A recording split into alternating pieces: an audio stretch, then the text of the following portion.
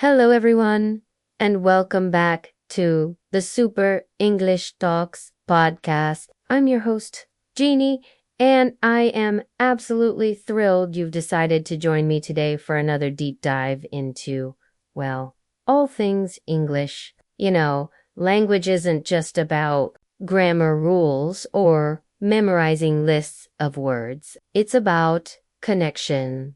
It's about expressing who we are, what we think, and most importantly, how we feel. And that's exactly what we're going to explore today, the incredibly rich and diverse world of vocabulary about emotions.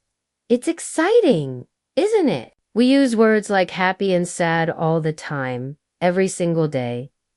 They're foundational, but I think a lot of us want to be able to express ourselves with more detail, with more precision, with more color. We want to go beyond the basics, to articulate the subtle shades of our inner world. And who doesn't want a richer emotional vocabulary? It's like having more tools in your toolbox. The more specific words you have, the more accurately you can describe what's happening inside you, and the more effectively you can communicate that to others. This not only enhances your English conversation skills, but also deepens your understanding of yourself and the people around you. So, where should we start? Well, why don't we begin with the brighter side of the spectrum? Let's dive into positive feelings. Because who doesn't love to talk about happiness? Chapter 1, the brighter side, unpacking positive emotions. We all know happy, right? It's the most common and general term. But what about words that describe slightly different nuances of happiness? Pleased.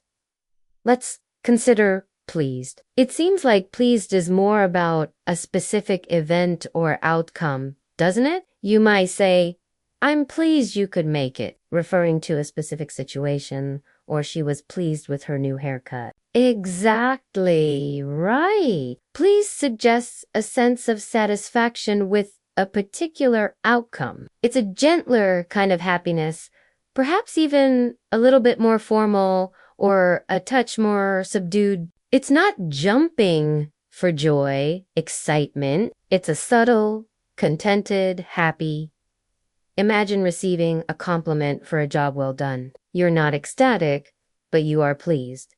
It's a quiet satisfaction. This word is often used in professional contexts as well, like the client was pleased with our proposal. It conveys a professional level of satisfaction without being overly effusive. Content. If pleased is gentle satisfaction, then content takes that a step further into a deeper, more settled state. When you're content, you're at peace with your current situation. There's no craving for more, no feeling of dissatisfaction. It's a calm, quiet happiness. Think about sitting by a warm fire on a cold evening, a good book in your hand, perhaps a cup of tea. You feel content. There's a deep sense of peace and acceptance. It implies a state of being satisfied with what you have, rather than desiring something different. It's not about grand achievements or overwhelming joy, but rather a serene feeling of adequacy and well-being. After a long day, she felt content. Just relaxing at home. Joyful. Now, let's talk about joyful. Ooh, joy. It seems like that has more depth than staying power. Absolutely. Joyful implies a much deeper, more enduring happiness. It's not fleeting. It's a profound and often spiritual feeling, like you might feel pleased about getting a promotion, but you'd feel joyful about achieving a lifelong dream, or the birth of a child, or witnessing a truly inspiring moment. Joyful has that lasting glow, that deep inner light that radiates. outwards, it's often associated with a sense of triumph, gratitude, or spiritual fulfillment. The whole community felt joyful after the successful charity event. Grateful and fulfilled. These are two excellent words that I think people often get mixed up or even use interchangeably. And they do trip people up. Grateful emphasizes thankfulness for something you received or experienced. It's about appreciating what you have, whether it's a gift, a kind gesture, or a positive turn of events. You're acknowledging the good that has come into your life. I am so grateful for your support during this difficult time. It's an emotion focused on appreciation and acknowledging external benefits. Fulfilled, on the other hand, implies a sense of deep contentment from achieving something meaningful or living a life that aligns with your values. So grateful is more about appreciation.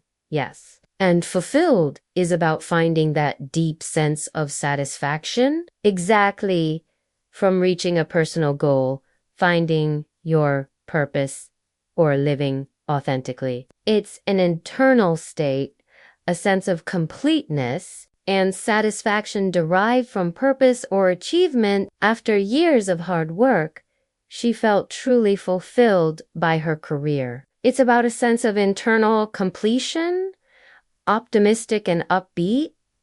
Both of these seem positive, but there's definitely a nuance there too. Optimistic is all about having a positive outlook on the future, like believing that things are going to work out well even in tough situations. It's that feeling of hopefulness, a belief in a good outcome. It keeps you going when things get hard.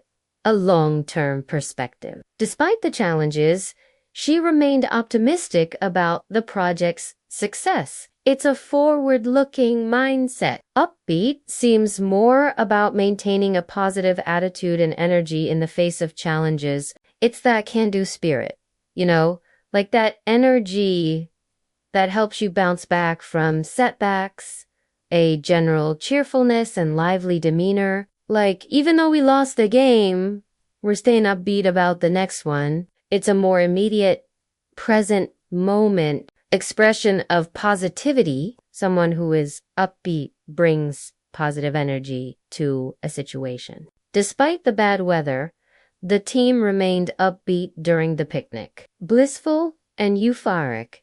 Okay? Time to really crank up the happiness dial. What about blissful and euphoric? For when we're, absolutely over the moon, happy. Yes, these describe extreme happiness. Blissful often describes a state of profound contentment and serenity. It's a feeling of perfect peace and happiness, a tranquil, deep joy that feels almost otherworldly. Imagine a breathtaking sunset over a calm ocean, or a moment of deep, unspoken connection with someone you love. That's blissful. It often implies a dreamlike, ideal state of happiness. The honeymooners spent a blissful week on a secluded island. Euphoric is like pure, unadulterated excitement and joy. It's like being on top of the world. Euphoric describes an intense feeling of happiness and excitement, often so powerful it's almost overwhelming. It's typically short-lived but incredibly potent, often associated with a major achievement, a sudden realization, or the effects of certain chemicals, like when you achieve a major goal, win a significant award, or experience a sudden rush of success after winning the championship. The whole team was euphoric. Wow, so many amazing words to describe happiness. And we've only just scratched the surface. That's just the beginning. So many positive emotions out there, just waiting to be discovered. It's exciting, but also a little daunting. I know, but it's a fun challenge. Before we move on, I'd love for you to take a moment dear listener, and think about your own experiences. What resonates most with you so far? When was the last time you felt truly joyful? Or maybe even you think about those moments and the words that best capture those feelings. So many shades of happiness, right?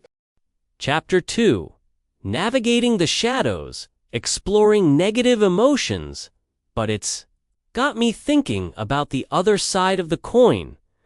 How do we accurately express when we're not feeling so great? That's a great question. It's just as important to articulate those not-so-happy feelings as it is to express joy. Being able to name those feelings really helps us understand them, to process them, which can be so valuable for our well-being. So, how do we move beyond just basic sad and really pinpoint those more negative emotions? Let's start with unhappy, which is a pretty broad term. It could describe anything from mild disappointment to profound sorrow. To get more specific, we need to explore words like disheartened.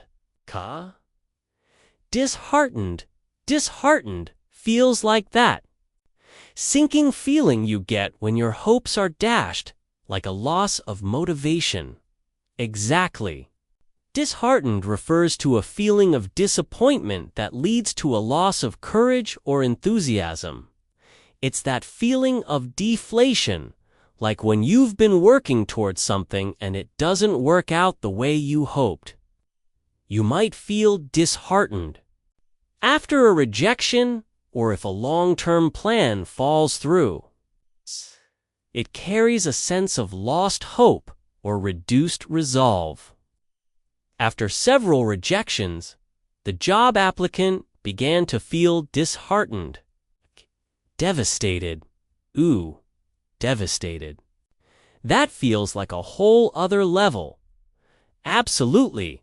It's a really powerful word that implies a profound sense of shock, grief, and despair.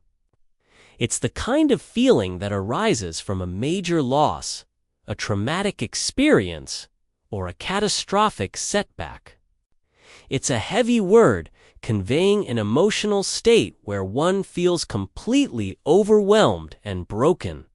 You might feel devastated after a natural disaster or hearing tragic news. She was devastated by the news of her grandmother's passing. Heartbroken. And then there's heartbroken, which I feel like is kind of the ultimate expression of sorrow. And grief, often associated with romantic loss, but it can extend to other types of loss too. You're right. Heartbroken suggests a really deep, almost unbearable sadness, a feeling of being totally crushed emotionally. It implies a severe emotional wound, often from the loss of a loved one or a significant relationship. It's a very personal and profound sadness. He was heartbroken when his beloved pet dog died. These are all such powerful words. But negative emotions aren't always about sadness or grief. What about confusion? Oh yeah, like there are so many ways to feel confused, and I think having the right words to describe those feelings can be really helpful. Absolutely. Confusion can be a really tricky emotion to navigate. So let's break it down a little bit. Puzzled. Let's start with puzzled, which is a more gentle form of confusion. Puzzled is like when something's unexpected or doesn't quite make sense. Like, I'm puzzled by this instruction manual. Nothing seems to make sense. Exactly. It's that feeling of being slightly perplexed or confused, but not completely lost. You're still trying to figure things out, but you're not overwhelmed by it. It suggests a mild bewilderment, often with an element of curiosity. The detective looked puzzled by the new evidence, bewildered, whereas bewildered feels like being completely lost and disoriented. Yes, like you've wandered into a maze with no exit. Bewildered describes a much more intense form of confusion, often to the point of feeling disoriented or overwhelmed. It's that feeling of being utterly lost and uncertain, often accompanied by a sense of helplessness. Imagine stepping off a plane in a foreign country with no understanding of the language or customs. You'd likely feel bewildered. She was bewildered by the complex instructions and didn't know where to start. Perplexed, similar to puzzled, but perhaps with a slightly higher degree of difficulty in understanding, is perplexed. When you're perplexed, you're deeply puzzled, often by something that is complicated or difficult to resolve. It suggests a mental struggle to comprehend or decide. The scientists were perplexed by the unexpected results of the experiment. It's a deeper level of mental confusion than just being puzzled, baffled, and then there's baffled, which implies a complete inability to understand something, often despite effort. If you're baffled, you are utterly confused, unable to explain or comprehend. It often carries a sense of frustration with the lack of understanding. I'm completely baffled by how the magician performed that trick. Okay, those are great distinctions. Now, let's move on to another crucial set of negative emotions, anger. This is an emotion we all experience, but expressing it effectively in English can be challenging. Chapter 3: The Spectrum of Displeasure, Understanding. Anger and frustration. Angry is our basic word, but there's a whole gradient of feelings. From mild annoyance to intense rage. Annoyed. On the milder end, we have annoyed. This describes a feeling of slight irritation or impatience. Something is bothering you, but it's not a major issue. I was annoyed by the constant tapping of his pen. It's a low-level disturbance. Frustrated when your efforts are blocked or your progress is hindered. You often feel frustrated. This is a feeling of being upset or impatient because you are unable to achieve something. It's an internal anger that comes from obstacles. Aha! Get so frustrated when my computer crashes in the middle of my work. Irritated. Irritated is very close to annoyed, but can imply a slightly sharper or more sustained feeling of agitation. It's when something repeatedly grates on you. Constant complaining started to irritate me. Exasperated. When you've been irritated or frustrated for a long time and your patience is completely worn thin, you become exasperated. This describes a feeling of intense irritation or annoyance. It's often when you're fed up with something or someone. After explaining the concept 5 times, the teacher was exasperated. Resentful. Resentful is a deeper, more enduring form of anger, often mixed with bitterness, that arises from a perceived wrong or injustice. It's typically held over time. She felt resentful towards her colleague who took credit for her work. Furious. Now we're ramping up the intensity. Furious is a very strong word for anger. It means extremely angry, filled with rage. It suggests a loss of control or a very intense emotional outburst. He was furious when he discovered his car had been damaged. Enraged, even stronger than furious, enraged means to be made intensely angry, often to the point of violence or loss of reason. It's a state of extreme, uncontrollable anger. The blatant injustice enraged the crowd. Livid.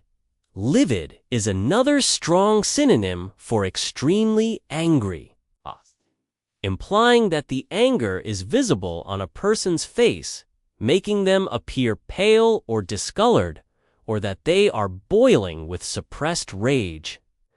My parents were livid when I missed my curfew. So, as you can see, there's a huge difference between being annoyed and being livid. Choosing the right word helps you convey the precise level of your emotion. Chapter 4: The Grip of Apprehension. Delving into fear and anxiety. Fear is another fundamental human emotion, but it too has many different forms. Beyond just scared, what are some of the other ways we experience apprehension? Uneasy. On the milder side, we have uneasy. This describes a feeling of being slightly worried or uncomfortable about something. Okay. It's a subtle sense of disquiet, a feeling that something isn't quite right. I felt uneasy when I heard the strange noises downstairs. Apprehensive. Apprehensive means feeling anxious or fearful that something bad or unpleasant will happen. It's a sense of dread or foreboding about a future event. She was apprehensive about her job interview tomorrow. Nervous. Nervous is a very common word for feeling uneasy or worried about something, often involving a specific performance or challenge. It's often accompanied by physical symptoms like butterflies in the stomach. He felt nervous before his first presentation. Anxious. Anxious is a stronger and often more persistent feeling of worry. Nervousness, or unease, typically about an event or something with an uncertain outcome. It can be a general state of worrying. She felt anxious about the approaching deadline. Clinical anxiety is a more severe, pervasive form. Dread. Dread is a strong feeling of fear or apprehension, especially about something that is going to happen in the future. It's a profound sense of foreboding, a specific and intense fear of an upcoming event. He felt a growing sense of dread as the day of the surgery approached. Terrified. Now we move into more intense fear. Terrified means extremely scared, filled with terror. It's a very powerful word for an overwhelming fear. The children were terrified by the loud thunder and lightning. Petrified. Even stronger than terrified, petrified means to be so frightened that one is unable to move or think, literally like turning to stone. She was petrified when she saw the spider crawling towards her. Panicked. Panicked describes a state of sudden, overwhelming fear or anxiety, often causing irrational behavior. It's a sudden, intense burst of fear. When the fire alarm rang, everyone panicked and rushed for the exits. Understanding these distinctions helps us convey the specific intensity and nature of our fears. Chapter 5: The Weight of the World, Exploring Sadness, Grief, and Melancholy. We already touched on sad, unhappy, disheartened, devastated, and heartbroken. Let's add a few more shades to the spectrum of sorrow. Disappointed. describes a feeling of sadness or displeasure caused by the non-fulfillment of one's hopes or expectations. It's a specific kind of sadness that comes from something not meeting your standards. I was disappointed when the concert was canceled. Dejected. When you're dejected, you're sad and depressed. Typically, with low spirits, it implies a sense of defeat or hopelessness. He felt dejected after failing his final exam. Gloomy.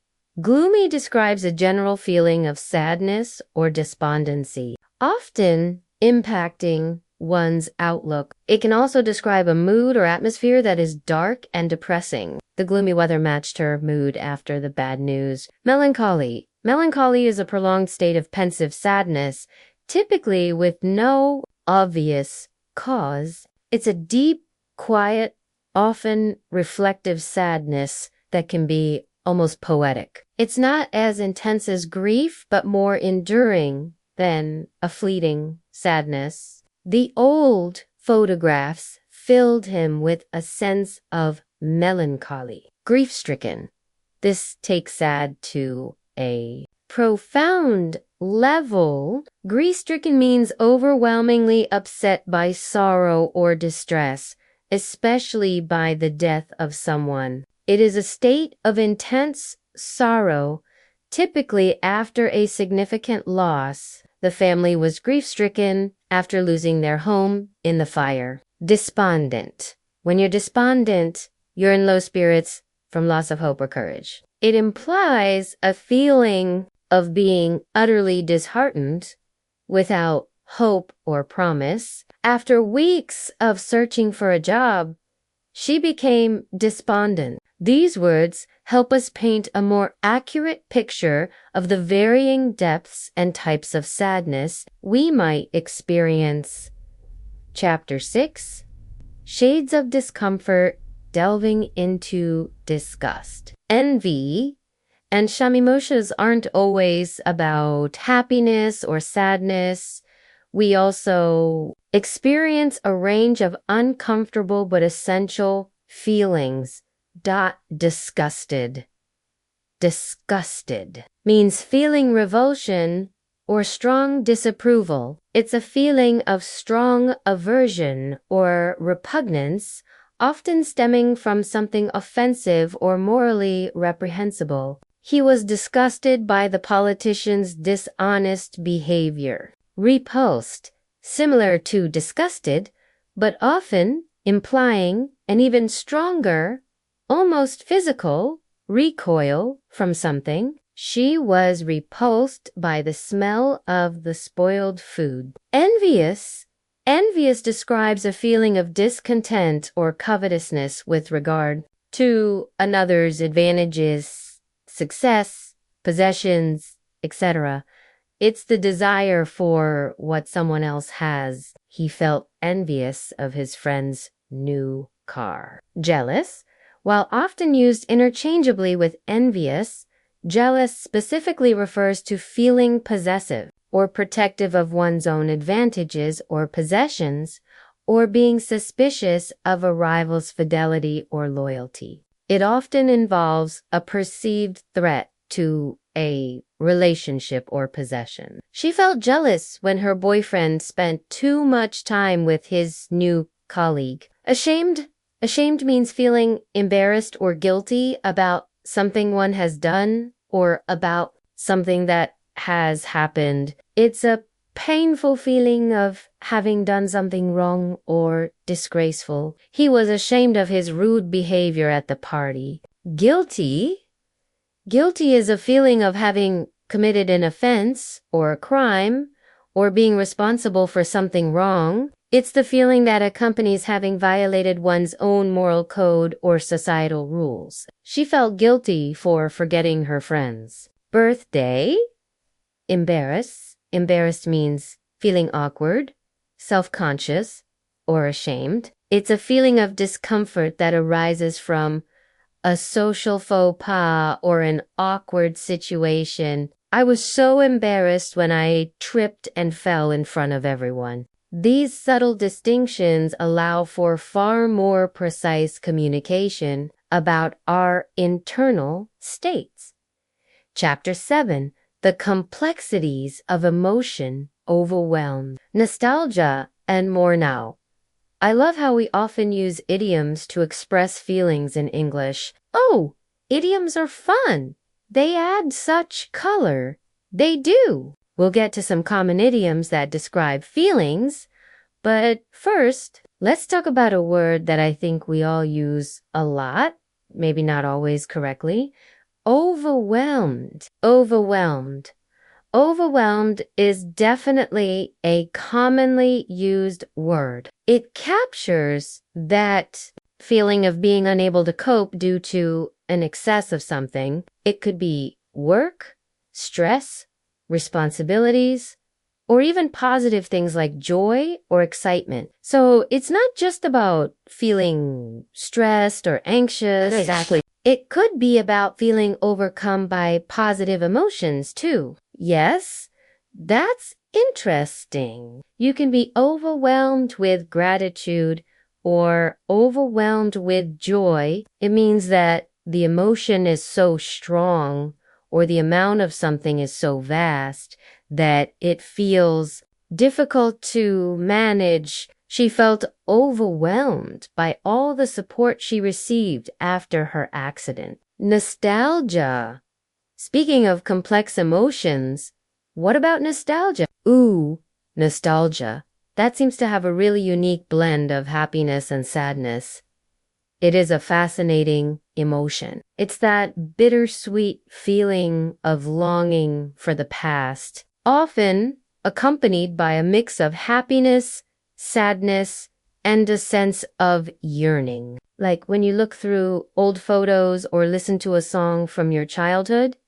Exactly. It's powerful. Nostalgia reminds us of the power of memories and how they shape us. It's a testament to the fact that even as we move forward, the past is always a part of who we are. It's a longing for a past time, place, or experience that is idealized in our memory, often mixed with a pang of sadness that it's gone. The smell of freshly baked bread filled her with nostalgia for her grandmother's kitchen. Ambivalent. Here's another complex one. Ambivalent. This describes having mixed feelings or contradictory ideas about something or someone. You feel both positive and negative emotions simultaneously. She felt ambivalent about the job offer. It was a great opportunity, but it meant moving far away from her family. This is a sophisticated word that expresses internal conflict. Pensive. Pensive refers to being deeply thoughtful, often with a hint of sadness or seriousness. It's a reflective mood, a state of quiet contemplation. He sat by the window, looking pensive as he watched the rain fall. Wistful. Wistful implies a feeling of vague or melancholy longing. It's a gentle sadness, often for something that has been lost or something that can never be. It's a longing tinged with regret or a sense of what might have been. She gave a wistful sigh as she remembered her childhood home. These are all such insightful observations. Asterisk, asterisk. Chapter 8. Idioms and Expressions for Emotions Now. Let's explore some common idioms and expressions that add even more color and depth to our emotional vocabulary in English. Idioms are so much fun because they often create vivid images in our minds. Idioms for happiness, over the moon. This is a classic idiom for expressing pure delight and excitement. It means extremely happy. She was over the moon when she got accepted into her dream university. On cloud 9, this evokes that feeling of floating on air with happiness. It means extremely happy, often after a success or positive event. Ever since he got promoted, he's been on cloud 9.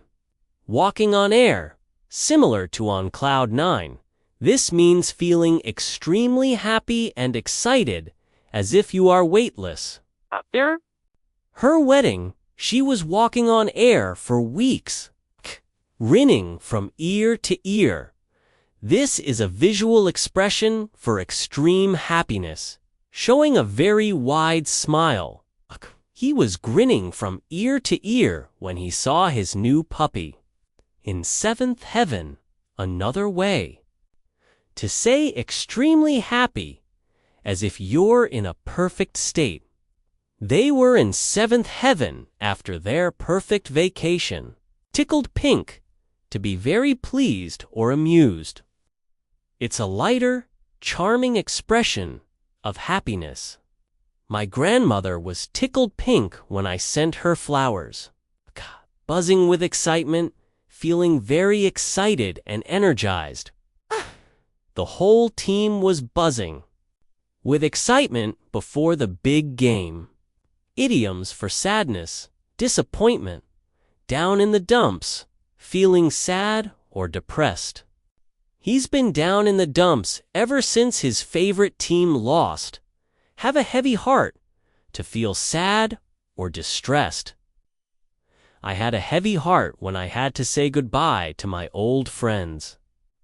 Bummed out, informal way to say you're sad or disappointed.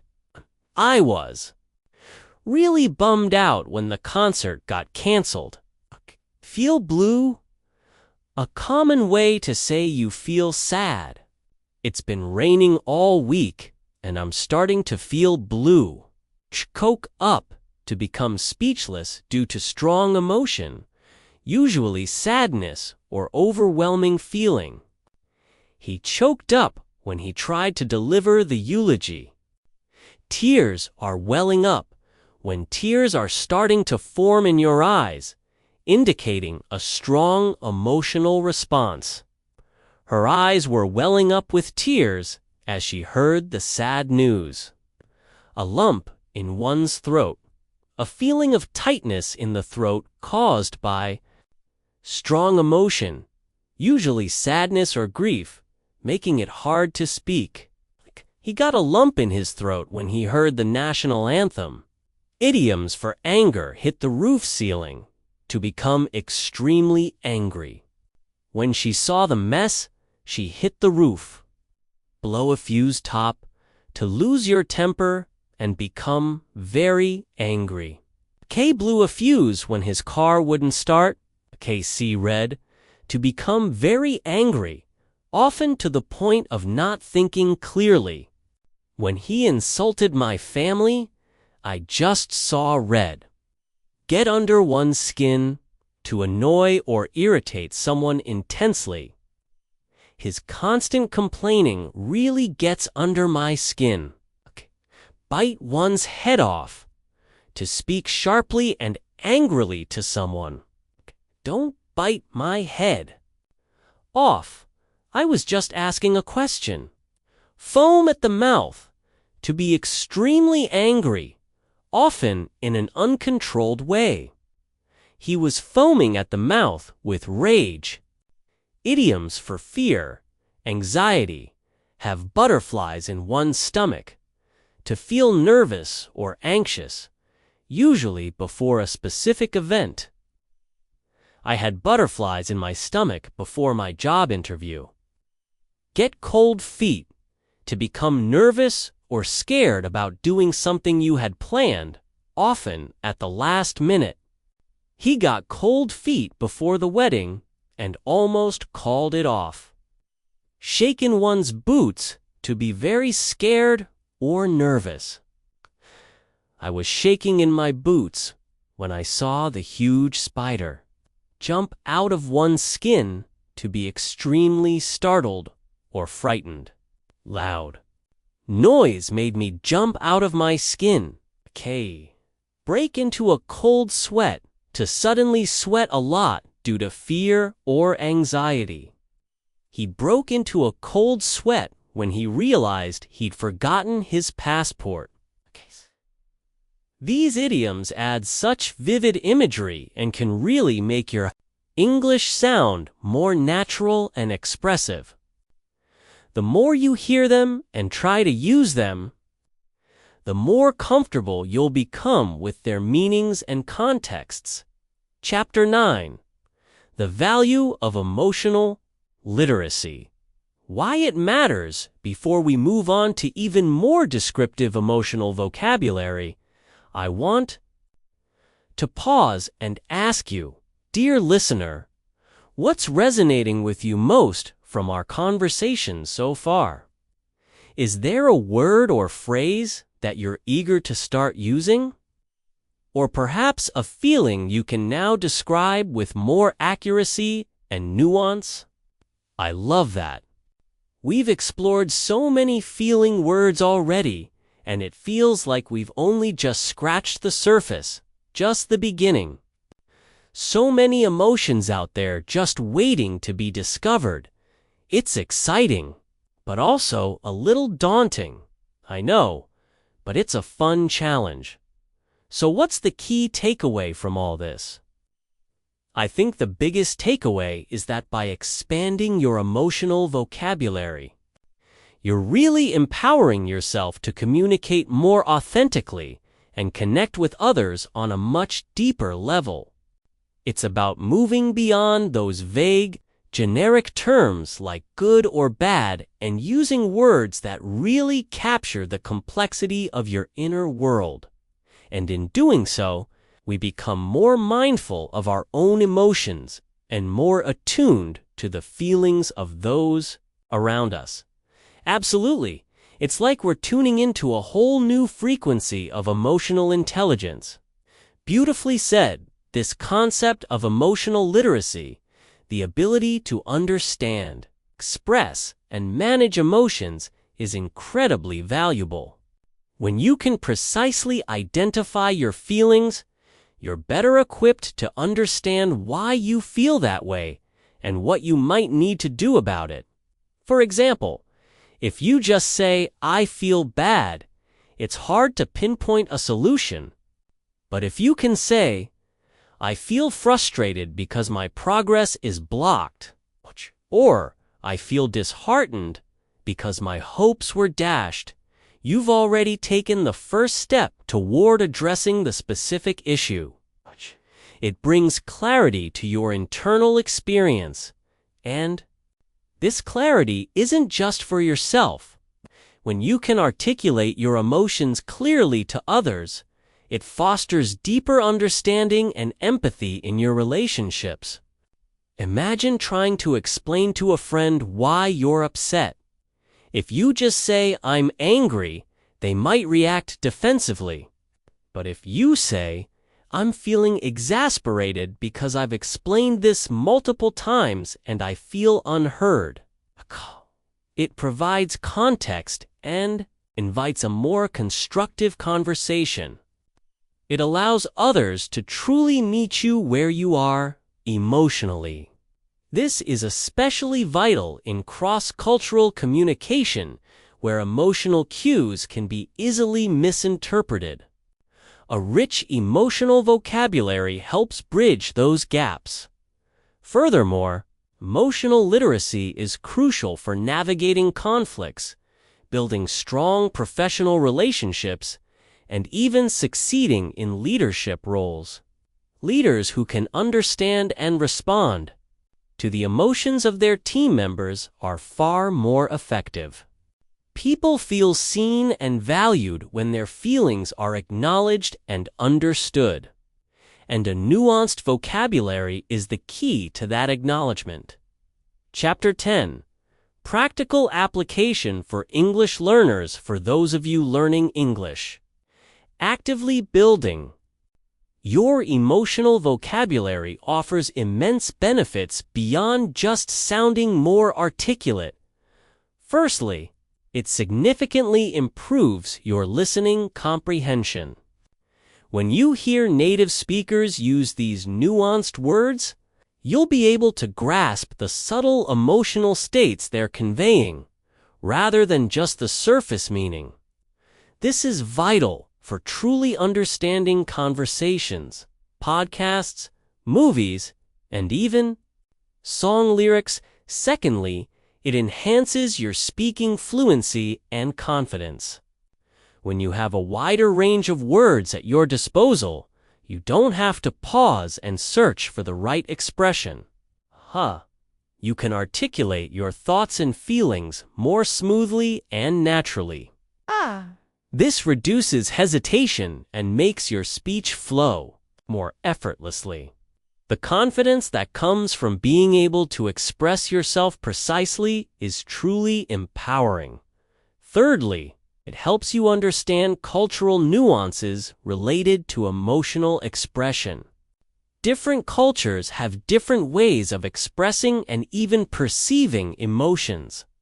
By learning the vocabulary, you also gain insight into how emotions are categorized and valued in English-speaking cultures. For example, some cultures might emphasize direct emotional expression, while others might favor more subtle or indirect ways. Understanding the specific words helps you navigate these cultural landscapes. Finally, it's excellent memory reinforcement. When you connect new vocabulary to your own personal experiences and emotions, those words become much more memorable. Instead of just memorizing euphoric from a list, think about a time you felt euphoric. This personal connection makes the words stick. Chapter 11. Continuing your emotional vocabulary. Journey end. Now, I'm going to leave you with a thought to ponder. Pay attention to how often you and others use those very general emotion words like good or bad. And then challenge yourself to go a little deeper. Could good actually mean content? Grateful, excited, pleased, or even blissful? And might bad be masking feelings of disappointment, frustration, loneliness, anxiety, resentment, or devastated? It's like becoming an emotional detective, isn't it? Deciphering the true meaning behind the words people use. Exactly. The more we can tune into those subtle layers of meaning, the more effectively we can communicate and connect with everyone around us. That this exercise is not just about expanding your vocabulary, it's about developing greater self-awareness and empathy. It's about cultivating a richer internal world and a deeper connection to others. So, how can you practice this? 1. Start a mood journal.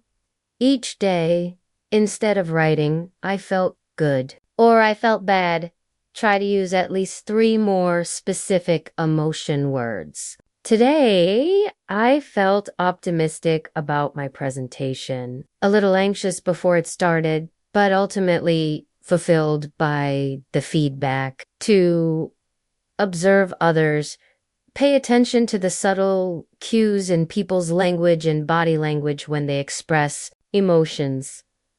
Can you identify the specific shade of happiness or frustration they're conveying? 3. Use a thesaurus.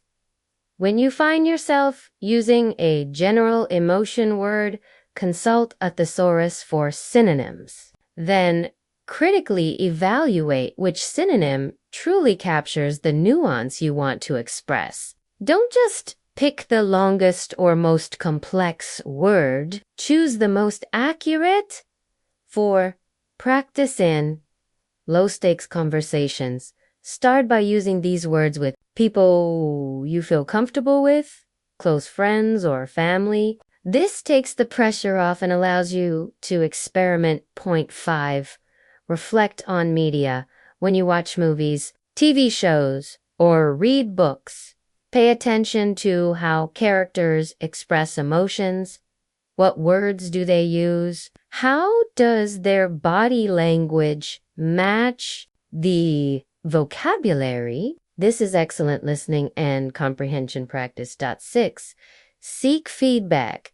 If you're comfortable, ask a native English-speaking friend to give you feedback. When I said I was sad, did it accurately convey what I meant, or would disheartened have been better? Remember, language is such a powerful tool, and the more precisely we can wield it, the more effectively we can express ourselves, connect with others, and navigate the complex world of human emotion. We encourage you to keep exploring this rich tapestry of English vocabulary. What other words resonate with you? And how can you use them to express yourself more authentically? Share your discoveries with us in the comments or on social media. I'd love to hear them. Well, this has been such a fascinating deep dive into this world of feelings and emotions. I feel like I've gained so many valuable insights that I can apply to my own life and communication. And I hope you have too. Thank you so much for tuning in to Super English Talks. Until next time, keep exploring, keep learning, and keep expressing your incredible emotional world in English. Happy exploring, everyone. Bye for now.